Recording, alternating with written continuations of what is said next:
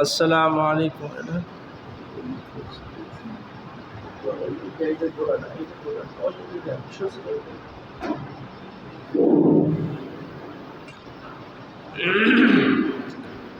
السلام عليكم ورحمة الله. إن الحمد لله نحمده ونستعينه ونستغفره ونعوذ بالله من شرور أنفسنا ومن سيئات أعمالنا من يهده الله فلا مضل له ومن يضلله فلا هادي له ونشهد أن لا إله إلا الله وأن محمدا عبده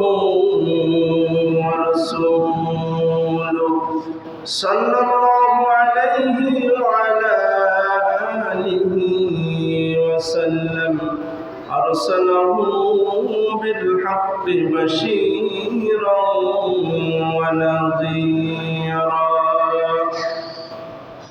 وداعيا إلى الله بإذنه وسراجا منيرا أما بعد فأعوذ بالله من الشيطان الرجيم بسم الله الرحمن الرحيم إن الله وملائكته يصلون على النبي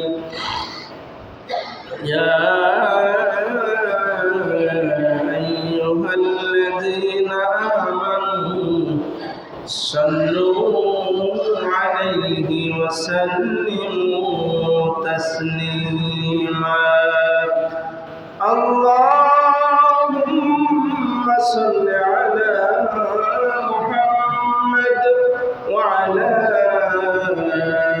آل محمد كما صليت على إبراهيم وعلى آل إبراهيم إنك حميد مجيد اللهم بارك على محمد وعلى آل محمد كما باركت على إبراهيم وعلى آل إبراهيم إنك حميد مجيد معزز محترم حضرات علماء کرام মুরব্বিয়ান আযম যুবক ভাইরা আমার পর্দার আড়ালের সম্মানিত মা ও বোনেরা আমরা সকলে মিলে সেই মহান মনিবের দরবারে প্রাণ খুলে শুকর গুজার করব যে রব্বুল আলামিন আমাদেরকে আল বাইতুল্লাহ আসার এবং বসার তৌফিক দিয়েছেন, আমাদেরকে সুস্থ রেখেছেন। সেই মহান মনিবের দরবারে আমরা একটু প্রাণ খুলে শুকরিয়া আদায় করি আলহামদুলিল্লাহ। আজকে হজের গুরুত্ব এবং হজের ফজিলত সম্পর্কে আলোচনা করা হবে। যেহেতু হজের মৌসুম এসেছে, হজের ফজিলত আমাদের জানা দরকার, হজের গুরুত্ব আমাদের জানা প্রয়োজন। আজকে এই বিষয়ে আলোচনা করবে। আল্লাহ তাআলা যেন আমাদেরকে এই হজের যার উপরে খরচ হয়েছে সকলকে হজ করার তৌফিক দান করে। সকলে বলুন আমিন। হজ হচ্ছে ইসলামের পঞ্চম স্তম্ভ। জিলহজ মাসের 9 তারিখে মক্কা প্রান্তরে আরাফা নামক স্থানে অবস্থান করা, এই যে হজের সংক্ষিপ্ত পরিচয়। আরাফায় অবস্থান করতে হবে, এরপরে আগে ও পরে কাবা ঘর তাওয়াফ করতে হবে, সাফা মারওয়া সাই করতে হবে, এরপরে মিনায় অবস্থান করতে হবে, তারপরে মিনার জামারতগুলিতে কঙ্কর নিক্ষেপ করতে হবে এবং হজের কোরবানি করতে হবে, মাথা মুন্ডন করতে হবে। এ সকল কর্মের মাধ্যমে আল্লাহর জিকির করা, দোয়া করা, এ হচ্ছে হজ সমূহের কার্যক্রম। বড় হজের নিয়ম কানুন একটু অনেক বেশি। আর যে উমরা আমরা করে থাকি, উমরা হচ্ছে ছোট হজ, এটা সুন্নাহ। তবে বড় হজ যদি কেউ না করে তাহলে মারাত্মক ধরনের গুনাহ হবে। আর উমরা যদি কেউ না করে তাহলে ওই রকম বিশেষ কোনো গুনাহ হবে না। তবে টাকা থাকলে উমরায় বারবার যাওয়া উচিত, অনেক ফজিলাত রয়েছে। উমরা হলো সংক্ষিপ্ত হজ, বছরের যে কোনো সময় করা যায়।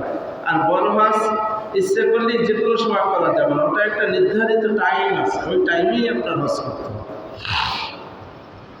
নির্ধারিত স্থান থেকে ইহরাম করে মক্কায় যে নির্দিষ্ট নিয়মে আল্লাহর জিকিরের সাথে কাবা ঘর 7 বার তাওয়াফ করা, সাফা মারওয়ার মাঝে 7 বার সাই করা ও মাথার চুল কাটা বা ছাঁটা, এ হচ্ছে উমরা। উমরার নিয়ম খুবই সংক্ষিপ্ত, 3টা নিয়ম পালন করলেই উমরা হয়ে যায়।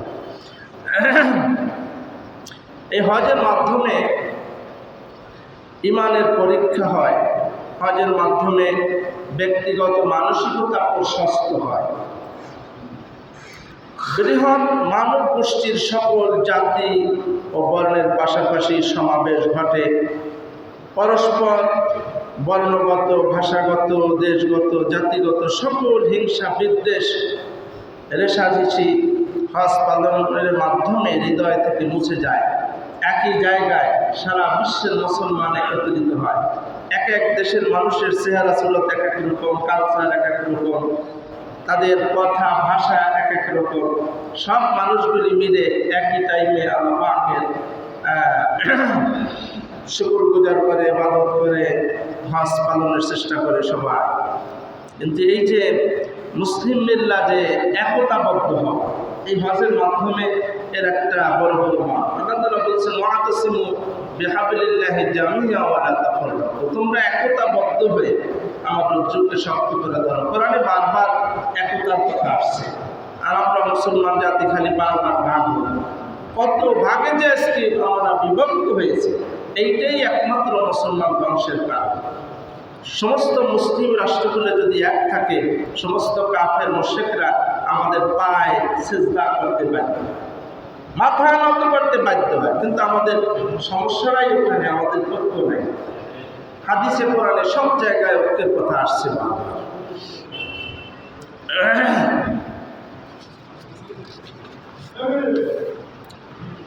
সূরা আল-ইমরানের 97 নম্বর আয়াতে আল্লাহ পাক রব্বুল আলামিন ইরশাদ করেছেন, ওয়ালিল্লাহি আলান নাসি হিজ্জুল বাইতি মান ইসতাতা ইলাইহি সাবিলা। আল্লাহ পাক রব্বুল আলামিন বলেন, বাইতুল্লাহ পর্যন্ত পৌঁছাইতে যে অর্থ লাগে, অর্থাৎ প্লেন ভাড়া যাওয়া আসা, যে টাকা কয়টা দরকার, শুধু প্লেন ভাড়া যাতায়াত খরচা যদি আপনার কাছে থাকে, আর আপনার বসত বাড়িটা আছে, ঋণ নাই কোনো, শুধু প্লেন খরচা যাতায়াত খরচ যদি কারো কাছে থাকে, ওই লোকগুলার পরে হজ করা খরচ। সুবহানাল্লাহ। এখন হজ করতে গিয়ে আমাদের অনেক টাকা লাগবে।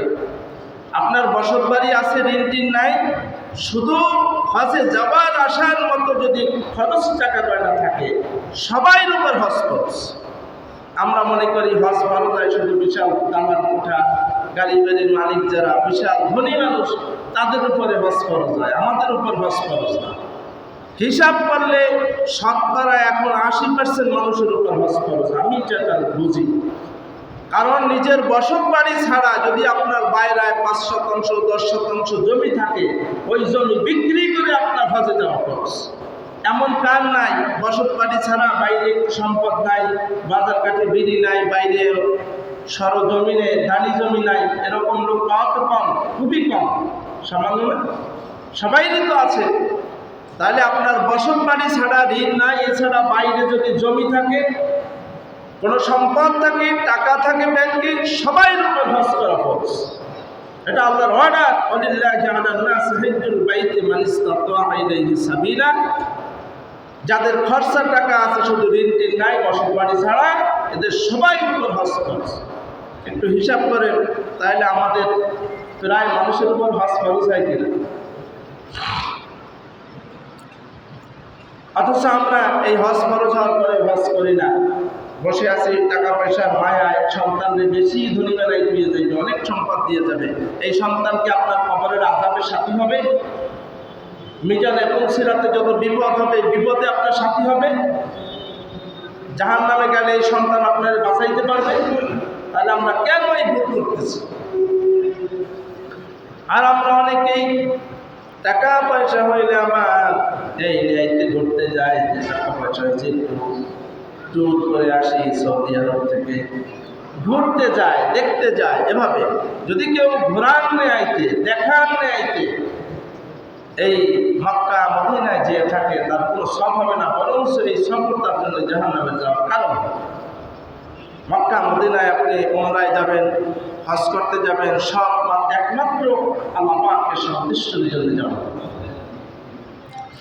আল্লাহ পাক রব্বুল আলামিন সূরা বাকারার 197 নম্বর আয়াতে ইরশাদ করেছেন, আল হাজ্জু আশহুরুম মা'লুমাত ফামান ফারাদা ফীহিন্নাল হাজ্জা ফালা রাফাসা ওয়ালা ফুসুকা ওয়ালা জিদালা ফিল হাজ্জি ওমা তাফআলু মিন খাইরিন ইয়ালামুহুল্লাহ। আল্লাহ পাক রব্বুল আলামিন বলেন, হজের সময় নির্দিষ্ট কয়েকটি মাস আছে, হজের কয়েকটি মাস আছে নির্দিষ্ট।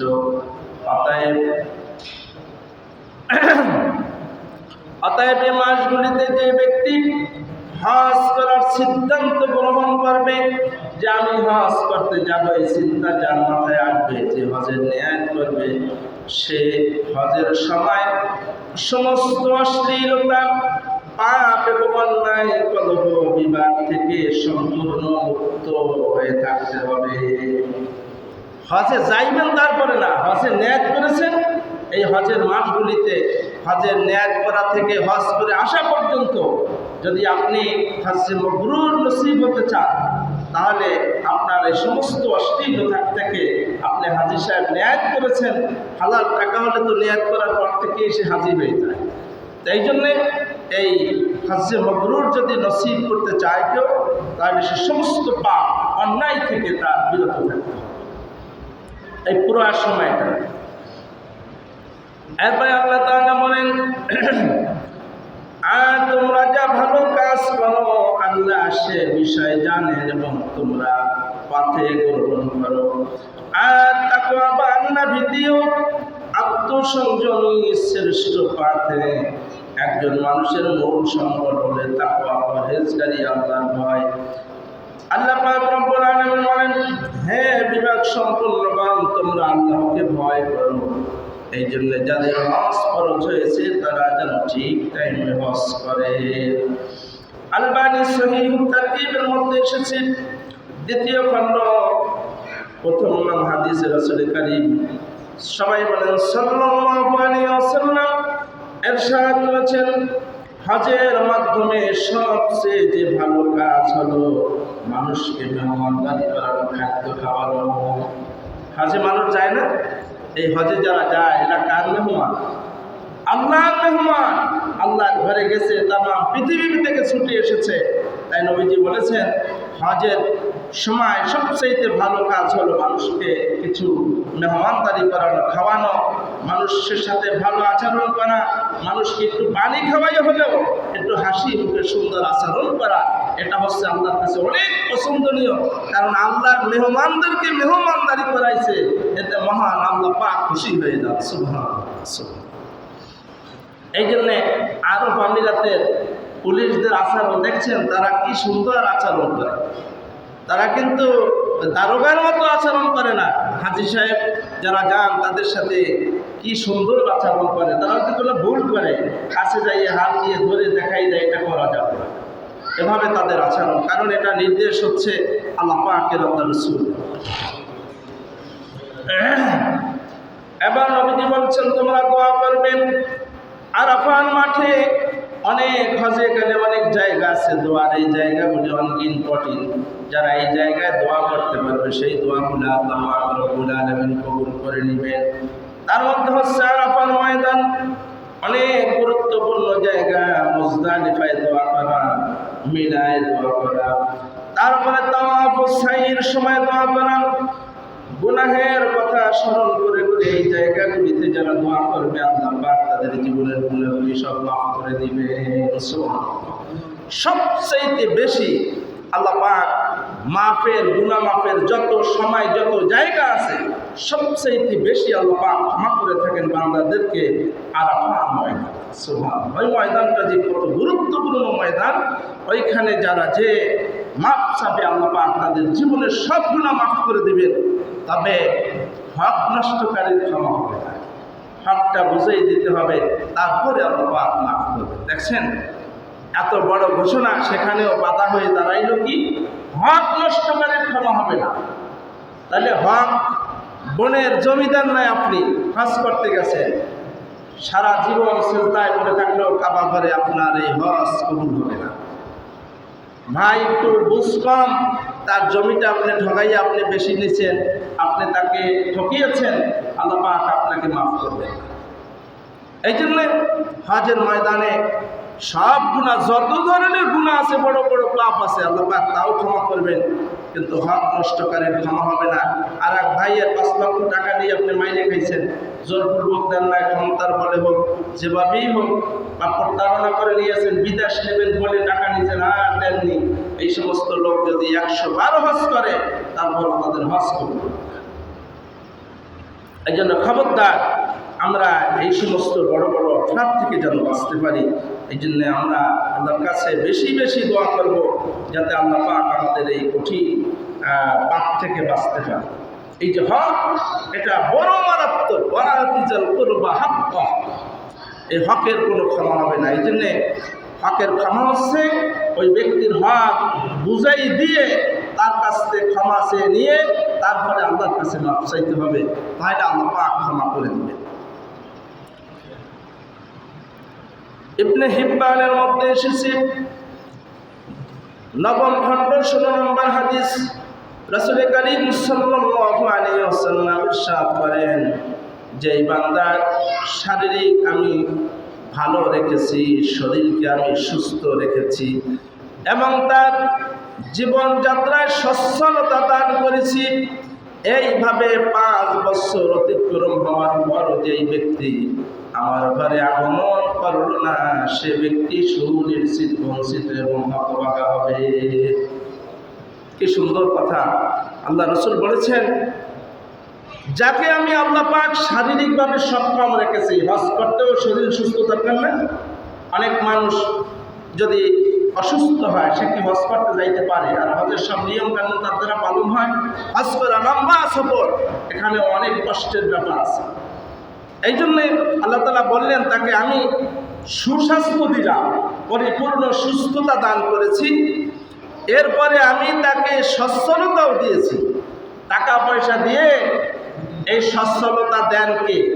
আমাদের সমাজে গরিব ধনী আছে না, যারা ধনী হয়েছেন মনে করেন কি এটা গারবালে হয়েছে। আল্লাহ পাকের সাহায্য ছাড়া ধনী হওয়া যায়? আল্লাহ পাকের সাহায্য ছাড়া, বিশেষ দয়া ছাড়া আরো সম্পদ হয় না। এই জন্য আমাদের মনে রাখতে হবে এই নিয়ামত দিয়েছেন কে? আল্লাহ পাক। এই আল্লাহ পাক কি সুন্দর করে বলছেন যে আমি তোমাদেরকে শারীরিক সক্ষমতাও দিয়েছি, সুস্থ রেখেছি, আবার অর্থও দিয়েছি। অর্থটা আমি আল্লাহ তোমাকে গরিবও বানাইতে পারতাম, তাহলে আমি তোমাকে আল্লাহ পাক নিয়ামত দিয়েছি, অর্থ দিয়েছি। এরপরেও 5 বছর হয়ে গেল, এরপরেও কি তুমি কোনো সময় স্মরণ করলে না যে আল্লাহ তোমাকে এত সুন্দর শারীরিক সক্ষমতা দিল, অর্থ দিল, এরপরেও সেই আল্লাহর হুকুমটা পালন করার তোমার স্মরণ হয় না? আল্লাহ পাক এরপরে রাগ করে বললেন, তাহলে তুমি যখন এত বছর ভুলে রয়েছো, বাস করলা না, তাহলে তুমি মনে রাখো কিয়ামতের ময়দানে তুমি হবে বঞ্চিত, লাঞ্ছিত। বঞ্চিত মানে সে জান্নাত ফিল করবে, জাহান্নামে ঢুকবে। আর জাহান্নামে যারা যাবে তারা কি সম্মানিত হবে না লাঞ্ছিত হবে? নিশ্চিত লাঞ্ছিত হবে, তাদেরকে মারপিট করা হবে। গত সপ্তাহে জাহান্নামের কিছু বর্ণনা দিয়েছিলাম, আজকেও আরও কিছু কথা বলার কথা ছিল, কিন্তু হজের মৌসুম আসছে, এই জন্য আগে হজের আলোচনাটা আজকে শুরু করেছি। তাইলে আমাদের এটা মনে রাখতে হবে, আল্লাহ পাক আমাদের সুস্বাস্থ্য দিয়েছেন, যাদের অর্থ দিয়েছেন তাদের সবাই হজ করতে যাওয়া উচিত। বিলম্ব করা কোনো রকম ঠিক নয়। হিসাব করে দেখবেন যদি হজ ফরজ হয়ে যায় তাহলে সাথে সাথে, কারণ আমরা 1 বছর পরে বাঁচবো, আগামীতে যাইতে পারবে এমন গ্যারান্টি আমাদের আছে। 1 বছর তো দূরের কথা, মসজিদ থেকে বাড়ি যাবো এরকম গ্যারান্টিও তো আমাদের নাই।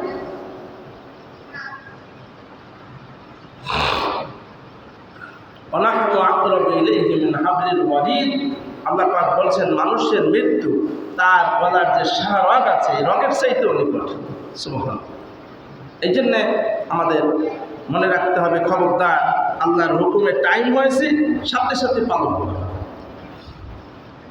সহিহ বুখারীর বর্ণনা, 2য় খণ্ড 553 নম্বর হাদিসে রাসূল করিম, সকলে বলুন সাল্লাল্লাহু আলাইহি ওয়াসাল্লাম, ইরশাদ করেছেন, যেই ব্যক্তি আল্লাহর জন্য নিবেদিতভাবে সর্বপ্রকার পাপ, অন্যায় ও অশ্লীলতা মুক্ত হয়ে হজ আদায় করল, সে যেন নবজাতক শিশুর মতো হয়ে হজ থেকে বাড়িতে ফিরল। সুবহানাল্লাহ। কেউ যদি নিজের জীবনের সমস্ত গুনাহ খাতার কথা স্মরণ করে হজের নিয়াত করেছে, আল্লাহ জীবনে তো কত ধরনের গুনাহ হয়েছে, এই সব গুনাহ থেকে স্মরণ করে করে তওবা করেছে, এই গুনাহ আর করব না, আল্লাহর কাছে অঙ্গীকারবদ্ধ হয়েছে। এরপরে সেই ব্যক্তি যদি হজ করে, এরপরে আল্লাহ রাসূল বলেছেন সে এমনভাবে নিষ্পাপ হয়ে যাবে, একটা নবজাতক শিশু পৃথিবীতে যখন আসে তার কোনো গুনাহ থাকে, একেবারে ওরকম নবজাতক শিশুর মতো নিষ্পাপ হয়ে বাড়িতে ফিরবে। সুবহানাল্লাহ। তবে যদি হজ করে আর যদি এভাবে তার কোনো মধ্যে দিলের মধ্যে কোনো পরিবর্তন না আসে, খালি হজ করেই আসলো, টাকা আছে তাই, সে পাপ থেকে আগেও যেরকম ছিল এখনো সেরকম আছে, এই হজ দিয়ে তার নাজাত হবে না। হজের একমাত্র পুরস্কার হচ্ছে জান্নাত। আপনি হজ করতে গেছেন, গুনাহ খাতা মাফ হবে, তবে আপনার আল্লাহর কাছে ওয়াদাবদ্ধ হওয়া লাগবে। আগে নামাজ ছাড়ছেন, রোজা ছাড়ছেন, মিথ্যা বলতেন, মানুষের সাথে প্রতারণা করছেন, খারাপ আচরণ করেছেন, এইগুলা যদি তওবা করে ফিরে না আসেন, তাই হজে গুনাহ খাতা মাফ হবে না। আপনার পরিপূর্ণভাবে ভালো হয়ে যেতে হবে। আল্লাহর ঘরে গেছেন, আল্লাহর সাথে অবাধ্য হয়েছেন, সমস্ত পাপ থেকে আল্লাহ সালেন্ডার করবেন, মাফ করবেন। এরপরে আপনি হজ করেন, আল্লাহ পাক একেবারে নিষ্পাপ শিশুর মতো ধুয়ে মুছে আপনাকে পবিত্র করে দিবেন। আর বাকি জীবনটা যদি ঠিক ওইভাবে এসে কাটাইতে পারেন, তা নিশ্চিত এর বিনিময়ে আল্লাহ পাক জান্নাত দান করবেন। একাধিক হাদিসের মধ্যে এসেছে হজের একমাত্র পুরস্কার হচ্ছে জান্নাত। তবে সেই হজটা তো হজের মতো হওয়া লাগবে, হাজি সাহেবের মতো সবা লাগবে না। অনেক হাজি আইসে বাড়ি যে সমস্ত পাগলামি করে, বোনের জায়গা দেয় না, নানান জুলুম নির্যাতনে জড়িত, এই সমস্ত হাজিরা কি জান্নাতে যাবে? অত সোজা না। হজ করলেই জান্নাত এরকম না, হজের মাধ্যমে আপনার জীবন পরিবর্তন হবে, এটা বুঝতে হবে। এরপরে সহিহ মুসলিমের 2য় খণ্ড 629 নং হাদিস, রাসূল করিম সাল্লাল্লাহু আলাইহি ওয়াসাল্লাম ইরশাদ করেছেন, একবার উমরা আদায়ের পরে দ্বিতীয়বার যখন উমরা আদায় করার জন্য মানুষ যায়, তখন এই দুই উমরার মধ্যবর্তী যত সময় আছে এই সময়তে যত গুনাহ হয় আল্লাহ সব গুনাহ মাফ করে দিবেন। সুবহানাল্লাহ। আপনি এবছর উমরা হজে গেলেন, গতবার আবার আগামীতে গেলেন, বা আরো 2 বছর পর আবার গেলেন, তা নবীজি বলেছেন এই দুই উমরার মাঝখানে যত সময় আছে এই সময়ের মধ্যে আবার যে গুনাহ হয়েছে আল্লাহ পাক আপনার এই দুই উমরার মধ্যবর্তী সব গুনাহ মাফ করে দেবেন। সুবহানাল্লাহ। আর নবীজি শেষ অংশে বললেন এই বারবার উমরা করার মাধ্যমে নিজেকে পবিত্র করার মাধ্যমে আল্লাহ পাকের পুরস্কার স্বরূপ জান্নাত দান। সুবহানাল্লাহ। এই জন্যে যাদেরকে আল্লাহ পাক টাকা পয়সা দিয়েছেন এদের বারবার হজ করা উচিত। তবে বড় হজ একবার করা ফরজ, বারবার করা ফরজ নয়। বারবার করতে বড় হজ করতে গেলে যে অর্থ নষ্ট হয় এইগুলা দিয়ে আর যারা আপনজন আছে যারা হজ করতে পারে না তাদেরকে সহযোগিতা করে হজে পাঠানটা বেশি সহজ। ওটা বুঝে আসছে? আপনি একবার হজ করা ফরজ, বারবার বড় হজ করা ফরজ নয়। তা যদি আপনি একবার হজ করে আসছেন, পরবর্তীতে আপনার আপনজন, আপনার মা বাবা, একজন বড় ভাই হজে যাইতে পারে না, টাকা পয়সা কম, তাকে যদি আপনি টাকা পয়সা দিয়ে হজে পাঠান তাহলে এখানে ফায়দাটা বেশি হবে, উনি একটা বড় সবের কাজ করতে পারবেন। আর উমরায় বারবার যেতে পারেন। উমরায় বারবার যাওয়া, নবীর রওজায় গেলে, আল্লাহর ঘরে গেলে নিজের জীবনের অনেক পরিবর্তন হয়। নিজের গুনাহ খাতার কথা ভুলে আল্লাহর দিকে বেশি মানুষ ধাবিত হতে পারে। এই জন্যে তাকওয়া বেশি অর্জন হয়। এই জন্য যাদের টাকা পয়সা আল্লাহ দিয়েছে তারা যেন বারবার উমরা করতে যায়। সুনানে তিরমিজির বর্ণনায় আরেকটি হাদিস এসেছে, তৃতীয় খণ্ড 175 নং হাদিস। রাসূল কারীম সাল্লাল্লাহু আলাইহি ওয়াসাল্লাম ইরশাদ করেছেন, তোমরা বারবার হজ উমরা করো, কারণ কর্মকার স্বর্ণ, রৌপ্য এবং লোহা যেরকম তারা আগুন দিয়ে একেবারে ধুয়ে মুছে পরিষ্কার করে দেয়। যারা বারবার উমরা হজ করবে, বড় হজ করবেন, তাদেরকে আল্লাহ পাক রব্বুল আলামিন তাদের দরিদ্রতা দূর করে দেবেন, সম্পদে আরো বরকত দিয়ে দিবেন, আর তাদের জীবনের সকল গুনাহগুলি মাফ করে দিবেন। সুবহানাল্লাহ। এই বারবার যদি কেউ উমরায় যায় তার বিনিময়ে আল্লাহ পাক 2টা পুরস্কার দেবেন। এক হচ্ছে তাদের আর্থিক সচ্ছলতা আরো বৃদ্ধি করে দিবেন, আর তাদের গুনাহ খাতাগুলি আল্লাহ পাক মাফ করে দিবেন। সুবহানাল্লাহ। এই জন্যে যাদের আল্লাহ পাক অর্থ দিয়েছেন এরা যেন বারবার উমরা হজে যায়, তাহলে এরা অনেক বেশি ভাগ্যবান হবে ইনশাআল্লাহ। হাজী সাহেবদের জন্য আল্লাহ পাক রব্বুল আলামিন অনেক পুরস্কার রেখেছেন। হাজী সাহেবদের জন্য অগণিত পুরস্কার রয়েছে। তার মধ্যে হাজী সাহেবরা বাড়ি থেকে যখন বের হয় তাদের প্রত্যেক কদমে কদমে অগণিত নেকি হইতে থাকে। এমনকি তাদের একটা টাকা যদি হজের উদ্দেশ্যে রওনা দিয়ে খরচ করে, আল্লাহ নবী বলেছেন তাদের 700 গুণ সওয়াব বেশি দেওয়া হবে। একটা টাকা খরচ করলে 700 গুণ সওয়াব বেশি দেওয়া হবে হজের উদ্দেশ্যে যদি কেউ বাড়ি থেকে বের হয়। শুধু তাই নয়, হাজী সাহেবরা যখন আল্লাহর কাছে কোনো বিষয়ে ইস্তেগফার করে, তওবা করে, দোয়া করে, আল্লাহ পাক রব্বুল আলামিন এই হাজীদের দোয়াগুলি মঞ্জুর করে নেন। সুবহানাল্লাহ।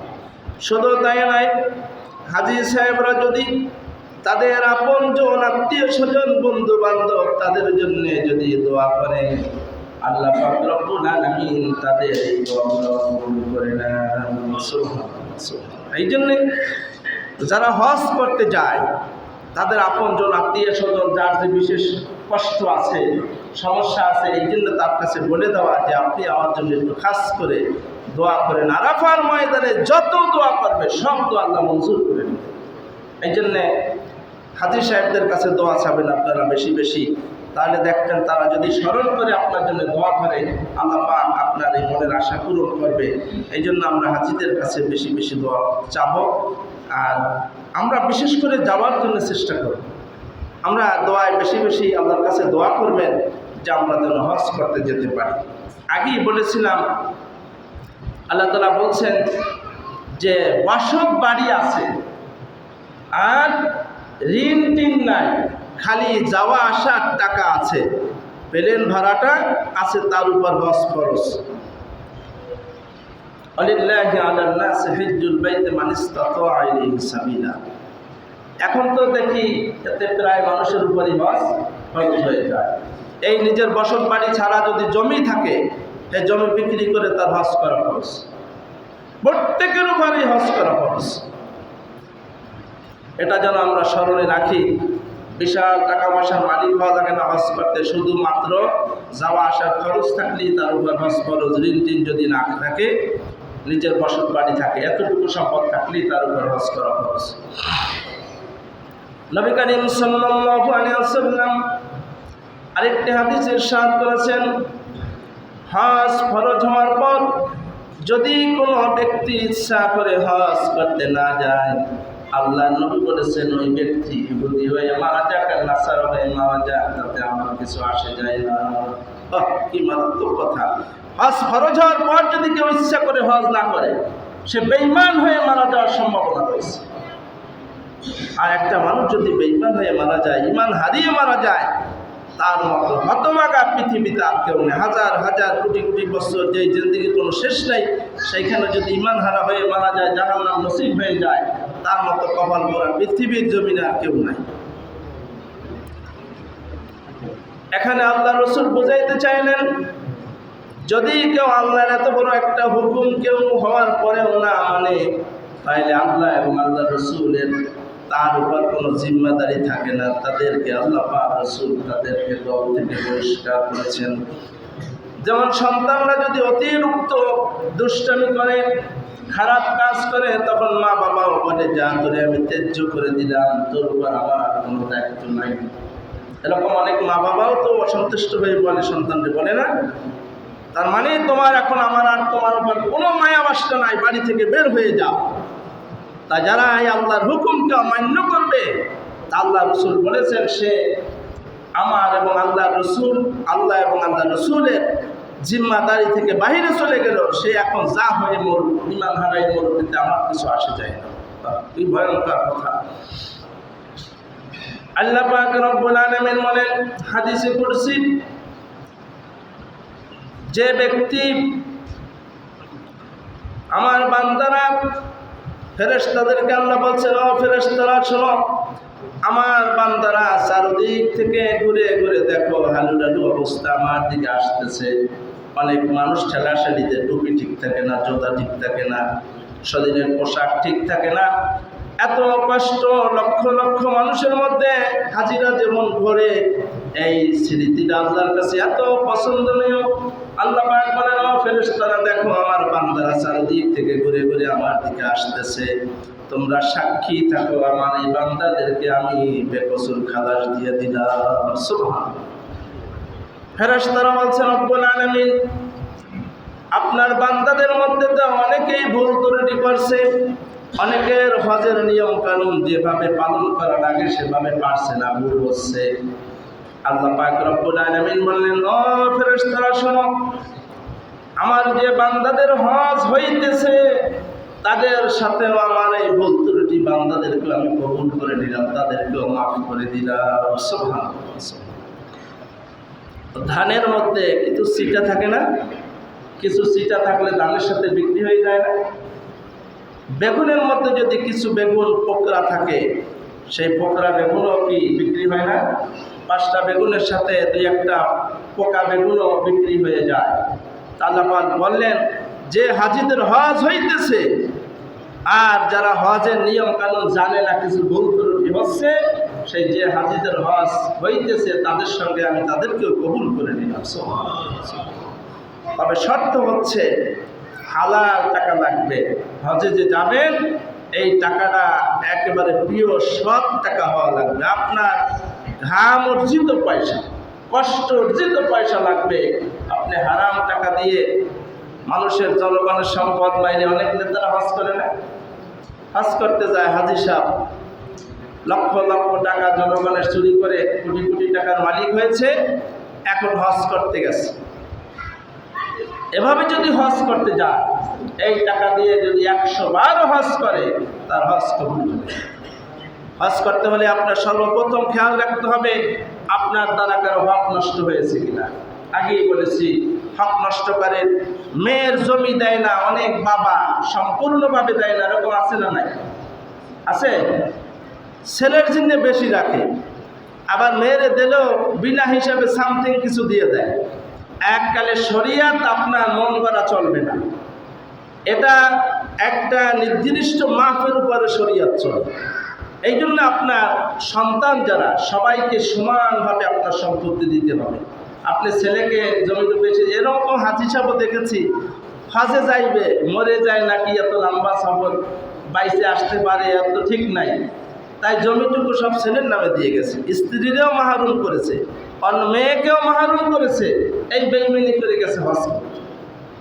বলেন তো এই হাজি সাহেব যদি সারাদিন মক্কায় সিজদায় পড়ে থাকে, তার সিজদা কবুল হবে? আল্লাহ পাক বলবে তোর হাজি সাহেব দেবানি, তুই মর, তার তোর অবস্থা হয়নি দেখ। এই জন্য খবরদার হকের ব্যাপারে। মেয়ে যদি আপনার সম্পদ বেশি, তা মনে করে পরের ছেলেরে এত সম্পদ দেবো, আমার মেয়ের এটা তো কেমনে দেয়, অল্প কিছু দিয়ে দেয়, এভাবে কোনো নিয়ম চলবে না। এই শরিয়াতের নির্ধারণ করেছেন কে? সূরা নিসার মধ্যে সব ভাগ বন্টন আসছে, সব নিয়ম কানুন আল্লাহ পাকের কোরআনে। এই জন্যে আপনার ছেলে মেয়ে যারা যে সম্পদ থাকে, আবার অনেক সময় দেখা যায় এক ছেলে আর্থিকভাবে সচ্ছল, আবার এক ছেলে একটু আর্থিক সচ্ছল কম, তা যে সচ্ছল তারা আবার কম দিয়ে ওই যে একটু বেশি গরিব তাকে বেশি সম্পদ দিয়ে দেয়, এটাও জায়েজ নাই। হক যার যে তাকে দিবেন। তারপরে বড় ভাই দেখে তার অনেক আছে, তার সাথে পরামর্শ করতে পারে, ওরে একটু দিলে, ও তো একটু অসহায়, ওরে একটু বেশি দিলে ভালো হয়, তুমি কি বলো, পাওনা তো তোমার। তাহলে সে খুশি হয়ে যদি বলে হ্যাঁ বাইরে একটু বেশি দিয়ে দেন, আমার তো আছে, তাহলে অসুবিধা নাই। কিন্তু বাবা ইচ্ছে করলেই একজনের সম্পদ আরেকজনকে দিতে পারবে না, এটা তার ইচ্ছা ব্যক্তিগত। সে যদি দেয় দিতে পারে, না দিলে কিছু করার না, কিন্তু জোর করা যাবে। অনেক বাবা এভাবে দেখছি এখনো, আমার পরিচিত রামগঞ্জে অনেক ভাইরা আছে, বিদেশ গেছে, 10 বছর বিদেশ ছিল, 20 বছর বিদেশ দিয়ে টাকা পয়সা পাঠাইছে বাবার কাছে বিশ্বাস করে, সেই টাকা পয়সা দিয়ে ছোট ছেলের নামে বিল্ডিং করছে, জমি রাখছে, অনেক কিছু করেছে, পরে আইসে বিবাহ করবে না, টাকা বাবার কাছে পায় না, বিশ্বাসঘাতকতা করেছে। সেই টাকা দিয়ে এখন ছোট ছেলে, সে রামগঞ্জে বড় দোকান দিয়ে বিশাল দোকানের মালিক, লক্ষ লক্ষ টাকার বিজনেস, আর এই ছেলে এখন বাড়ি থাকতে পারে না, এখন এই বিল্ডিং করছে তার টাকা, এখন সে একটু বেশি কথার কাটাকাটি করছে, বাবার সাথে টাকা চায়, এই জন্য এখন তার বাড়িও থাকতে দেয় না, ভাড়া বাসায় থাকে। রামগঞ্জে আমার পরিচিত কয়েকজন আছে, ভাড়া বাসায় থাকে, নিজের টাকায় বিল্ডিং করছে, বাবা ছোট ছেলে নিয়ে থাকে, তারা থাকতে দেয় না। এটা মারাত্মক ধরনের জুলুম। টাকা যে অর্জন করেছে, কামাই করেছে, শুধু তার নামেই জমি জমা রাখবেন, আর বাবা হিসেবে সম্পদের অধিকার আছে, সন্তানের হক, সন্তানের সম্পদ বাবা হিসেবে জোর করেও নিতে পারবে, খাইতে পারবে, মা বাবা ব্যবহার করতে পারবে, কিন্তু ভাই বোনকে সে ইচ্ছা করলে দিতে পারবে না। হ্যাঁ, বড় ভাই হিসাবে সে দায়িত্ব হিসাবে যদি ছোট ভাইকে পড়ার জন্য বাবা এত টাকা দেওয়া লাগে, কিছু টাকা দিবা কিনা, সে যদি খুশি হয়ে দেয় তাহলে কোনো দোষ নাই। কিন্তু গোপনে গোপনে আপনি সম্পদ করবেন আর একজনের নামে, পরিশ্রম করছে উনি, এটা মারাত্মক ধরনের জুলুম, এটা কেউ করবেন না। কিয়ামতে আল্লাহর আদালতে আপনার কঠিন বিচার হবে। মা বাবা হিসেবে অনেক জায়গায় এরকম জুলুমটা দেখা যায়, আপনাদের এই অঞ্চলে দেখছি। সম্পদ আমি এত কষ্ট করে প্রবাসে ছেলে মেয়ে স্ত্রী পরিবার জুয়ানবাসী সব দিয়ে কষ্ট করে টাকা কামাই করলাম, আর সেই টাকা বাড়ি করলাম, থাকতেও পারতেছে না, এটা তার কত কষ্ট মনে করে। খবরদার, ইনসাফের ত্রুটি করা যাবে না। যার যে শরীয়ত সম্মত, মেয়ের সম্পদ, স্ত্রীর সম্পদ, ছেলের সম্পদ যে যেভাবে পাবে, এইটা এককালে কাটা কম্পাসে ভুল করবেন। অল্প ইবাদত করেন, তারপরেও আপনি মাপ পাবেন, কিন্তু ইনসাফের ত্রুটি করলে, কারো হক নষ্ট করলে, তার কোনো নাজাত হবে না, তার কোনো হজে মাপ হবে না, রোজা রাখলে মাপ হবে না, একটা ডাইরেক্ট জাহান্নাম। এই জন্য আপনারা হকের ব্যাপারে খবরদার সাবধান থাকবেন। ভাইয়ের জমি, বোনের জমি, আপনজন, আত্মীয় স্বজন কারো বেশি টাকা পয়সা নষ্ট করা, ক্ষতি করা, তারপরে আইনে না দেওয়া, এগুলো সব জুলুমের অন্তর্ভুক্ত। আর জুলুমের বিচার হবে কঠিন। মালিজ জালিমিনা মিন হামিমেও আশাফি, কিয়ামতের ময়দানে জালেমদের কোনো সুপারিশকারী থাকবে না, আল্লাহ পাক বলছে। খবরদার, আল্লাহ যেন এই হকের ব্যাপারে সবাই সচেতন হতে পারি। ছেলে মেয়ে স্ত্রী পরিবার সবাই হকটা ভালো করে দিবেন, ইবাদত কম করেন, জান্নাতে যেতে পারবেন। এই হকের ব্যাপারে পাগলামি করলে নামাজ রোজা যত করেন পরেজগারি কোনো মাফ হবে না। আল্লাহ তাআলা সঠিকটা বোঝার তৌফিক দান করে। আর হজের ব্যাপারে অনেক সম্পদ হওয়া লাগে না, শুধুমাত্র বাড়িঘর আছে আর আপনার আসা যাওয়ার সফরের টাকা আছে, ঋণ টিন নাই, আপনার উপর হজ ফরজ। হিসাব করে নিয়ে আপনার বাড়িঘর ছাড়া বাইরে জমি জমা থাকলে বিক্রি করে যাওয়া ফরজ।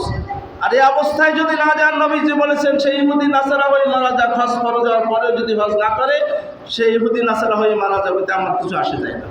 কত ভয়ঙ্কর কথা! এই জন্যে আল্লাহর কাছে দোয়াও করতে হবে, দোয়া দেওয়া দুইটা।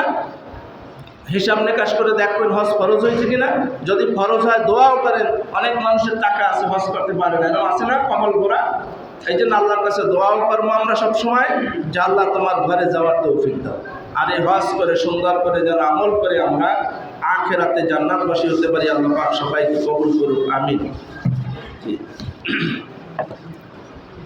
আমাদের মাঝে এক মুরব্বী আসছেন, উনি শারীরিকভাবে অনেক অসুস্থ, ক্যান্সারও আছে বলছে। ওনাকে আপনারা সবাই একটু সাহায্য করবেন। আল্লাহ পাক বলছেন ধনীর সম্পদের মধ্যে গরিবের হক রয়েছে। এই জন্য যারা অসহায় তাদেরকে দান করলে এতে আমাদের সম্পদ কমবে না। আল্লাহ পাক আরও আমাদের ব্যবসা বাণিজ্য চাকরি নকরিতে বরকত দিয়ে বাড়াই দিবেন। এই জন্য মুরব্বীকে আপনারা সবাই একটু সাহায্য করবেন। উনি বাইরে দাঁড়াবে, যাওয়ার সময় আপনারা সবাই দিয়ে যাবেন ইনশাআল্লাহ।